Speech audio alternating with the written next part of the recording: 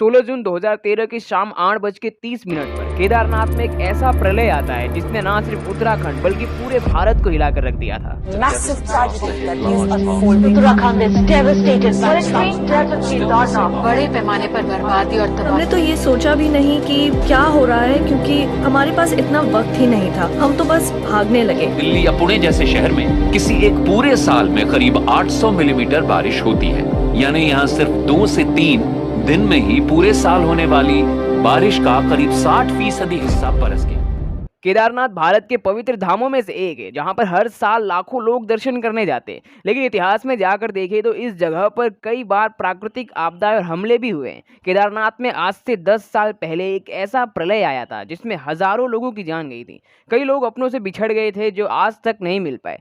दरअसल ये प्रलय केदारनाथ में बादल फटने की वजह से हुआ था। जो बारिश एक साल में होती है वो सिर्फ 5 दिनों में हो गई थी। अगर किसी भी स्टेट की बात करें तो एक साल में 500 मिलीमीटर की बारिश होती है, पर केदारनाथ में लगातार 5 दिन तक 3000 मिलीमीटर की बारिश हो चुकी थी।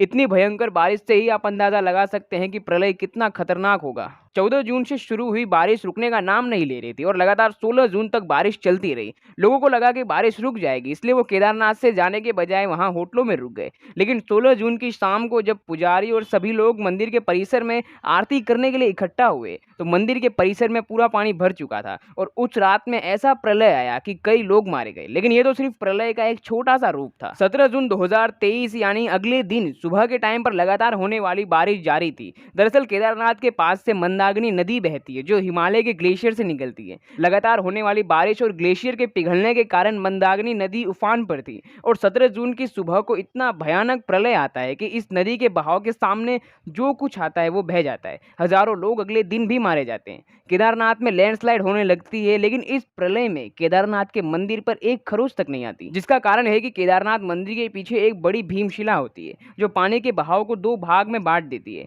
जिससे मंदिर को और महादेव की मूर्ति को तो कुछ नहीं होता, पर उसमें लाखों शरणार्थी मारे जाते हैं। जब सरकार को इसकी जानकारी मिलती है तो वो तुरंत एनडीआरएफ की टीम को केदारनाथ भेजा जाता है, जिसमें लगभग 1 लाख से ज़्यादा लोग एयरलिफ्ट करके सेफ जगह पे पहुंचाए जाते हैं, जो अब तक का सबसे बड़ा रेस्क्यू ऑपरेशन भी है। लेकिन इस आपदा के बाद अगले साल 2014 में फिर से इस मंदिर के द्वार को खोले जाते हैं, तब सिर्फ 2.75 लाख लोग ही दर्शन करने आते हैं, जबकि 2013 में यानी जिस साल आपदा हुई थी उस साल 63 लाख लोग दर्शन करने आए थे। सोचिए कितनी गिरावट होती है। लेकिन धीरे धीरे फिर से केदारनाथ मंदिर को कंस्ट्रक्ट किया जाता है और इससे प्रलय आए तो भी लोगों को बचा दिया जाए ऐसी सुविधाएं लाई जाती है। लेकिन अगर पिछले सालों की बात करें तो एक और घटना केदारनाथ में देखने को मिली थी। साल 2022 में लगातार 2 महीने के अंदर में ही 107 यात्रियों की हार्ट अटैक से मौत हो गई थी। इसका कारण वहाँ की ठंड बताई जा रही है, क्योंकि केदारनाथ बहुत ऊपर के एरिया में आता है, इसलिए बहुत से लोगों को हार्ट अटैक से उनकी मौत होने लगी थी। केदारनाथ में हर साल कई लोगों की मौत होती है और कई लाखों लोग हर साल केदारनाथ मंदिर के दर्शन करने जाते हैं। लेकिन 2013 की घटना अब तक की सबसे भयानक घटना थी केदारनाथ की।